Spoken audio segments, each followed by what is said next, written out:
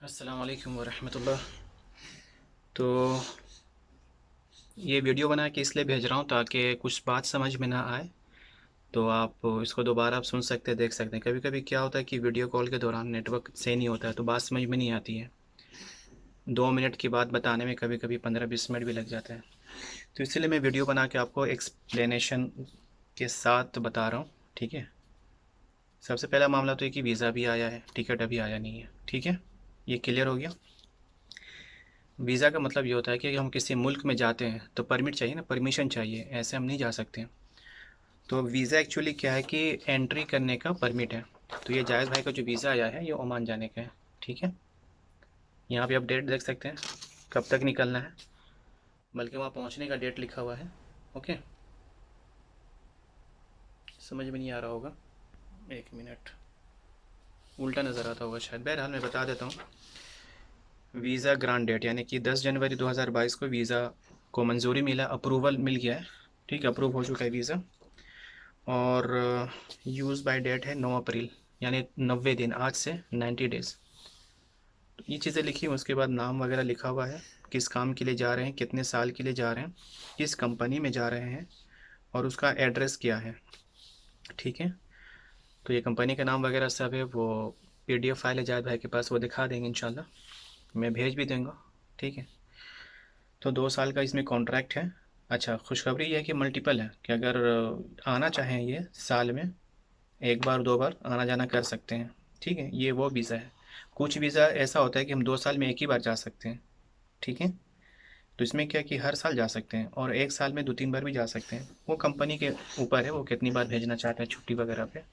बहरहाल, दूसरी बात ये थी कि भाई अभी क्या करना। अब जावेद भाई से बात हुई थी कि उन्होंने कहा कि 50% जो है कि पेमेंट मांगा है, जो बात हुई है, जो तय हुआ था कि भाई इतने पैसे लगेंगे, तो आधा पैसा बोला पेमेंट कर देने के लिए। तो यही तरीका एक्चुअली है कि आपका कोई काम अगर हो जाता है तो कुछ पैसा दे दिया जाए, और कुछ पैसा जो है कि टिकट और पासपोर्ट और जो भी डॉक्यूमेंट है वो मिल जाने के बाद हम लोग फाइनल देते हैं निकलने से पहले, 1 हफ्ता 10 दिन पहले। तो उसके हिसाब से जो है कि चाहें तो 1 महीने के अंदर निकल सकते। इनके ऊपर है कितना जल्दी पेमेंट करेंगे, कितना जल्दी टिकट वगैरह बुक होगा, अब ये जायद भाई के ऊपर है, ठीक है, वो कब निकलना चाहते हैं। तो ये साफ बात हो गई, वीज़ा आ गया है, अब टिकट सिर्फ बुक करवाना है। टिकट बुक हो जाने के बाद पता चलेगा वो कब जा रहे हैं। आमतौर पे टिकट का डेट जो है हमेशा 15-20 दिन के बाद का होता है। बहुत हुआ तो 1 महीने के बाद का टिकट होता है। इतना लेट करके नहीं बनाता, हर कोई कमाना चाहता है। तो हो सकता है कि वीज़ा आज निकला है, 5 दिन का जायद भाई को टाइम दिया कि 5 दिन में पेमेंट कर दे, तो हो सकता है कि जनवरी के आखिरी तक जो है फ़्लाइट का टिकट बुक हो जाए। ये हो गया जाने का बाद। तो अब जाने के बाद क्या करना है नहीं करना वो बताऊंगा आपको। सबसे पहले तो तैयारी कर ले आदमी, ठीक है, जाने के ताल्लुक से, वो बाद में बताऊंगा इंशाल्लाह।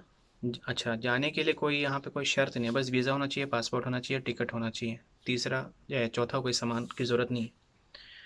अच्छा, वहाँ पे क्या है कि जब डॉक्यूमेंट वगैरह मिलेगा ना निकलने से पहले, तो ड्राइवर का कॉन्टैक्ट नंबर मिल जाता है।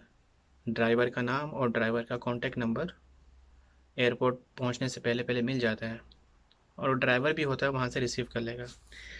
अभी आज के न्यूज़ के हिसाब से जो अपडेट है, मतलब इंडिया से ओमान जाए या कहीं से भी, अभी कोई पाबंदी नहीं है, कोई रोक टोक नहीं है। दो चीज़ें शर्त हैं।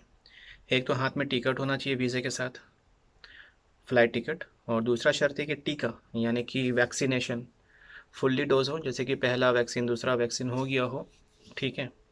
तो ये निकल सकते हैं अब, और कोई शर्त नहीं है वहाँ पे। जब निकलेंगे तो 24 घंटे या 48 घंटे पहले पीसीआर टेस्ट होना चाहिए। तो 48 घंटे पहले कराने से क्या है कि 24 घंटे के बाद पीसीआर टेस्ट मिलता है। मिसाल के तौर पे 12 तारीख को अगर टिकट है, फ़्लाइट टिकट है, तो 10 तारीख को हम टेस्ट करवा लेंगे, 11 तारीख को हाथ में रिपोर्ट आ जाएगा, ठीक है। तो जाने जिस दिन का फ़्लाइट टिकट हो उसके 2 दिन पहले, जो कि हमेशा फ़्लाइट टिकट के 48 घंटे पहले टेस्ट करवा लेना है, ताकि जब हम ओमान में पहुँचेंगे या जिस मुल्क में जा रहे हैं तो ये 72 घंटे के लिए वैलिड होता है। 24 घंटे या 18 घंटा, 12 घंटा, 9 घंटे में आदमी ओमान पहुँच जाता है, ठीक है। तो अभी जाने का मामला क्लियर है, कोई रोक टोक नहीं है, ठीक है। फ़िलहाल ये बातें बता दी मैंने। किस काम के लिए जा रहे हैं, यहाँ पे साफ लिखा हुआ cleaner public buildings. Public building का मतलब ये है कि वो बिल्डिंग जो हुकूमत की तरफ से, गवर्नमेंट की तरफ से बनाया जाता है पब्लिक के लिए, ठीक है।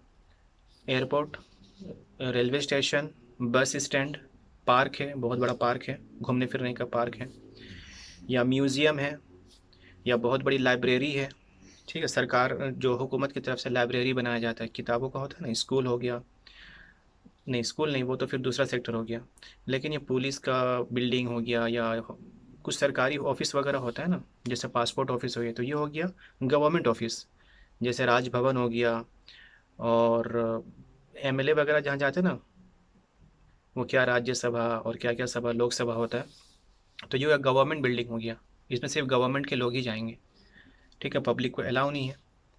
तो जैसे कि ताजमहल हो गया, ये सब क्या है, ये पब्लिक बिल्डिंग है, तो यहाँ पे क्लीनर के लिए। अब इन कंपनी के ऊपर वो चाहे तो 3 महीने वहाँ रखे, 6 महीने वहाँ रखे, 11 महीने वहाँ, 12 महीने वहाँ, ऐसे वो कंपनी के ऊपर है, रिक्वायरमेंट के ऊपर है। तो जैसा जायद भाई से बात हुआ है कि ये एयरपोर्ट के लिए है, तो एयरपोर्ट जाहिर सी बात है, वो बिल्डिंग होती है बहुत बड़ी ना, तो एयरपोर्ट की इमारत का जो क्लीनिंग स्टाफ है उसके लिए है, एयरपोर्ट क्लीनिंग स्टाफ। और मुझे कुछ समझ में नहीं आ रहा बताने के लिए, मामूली चीज़ है, ठीक है।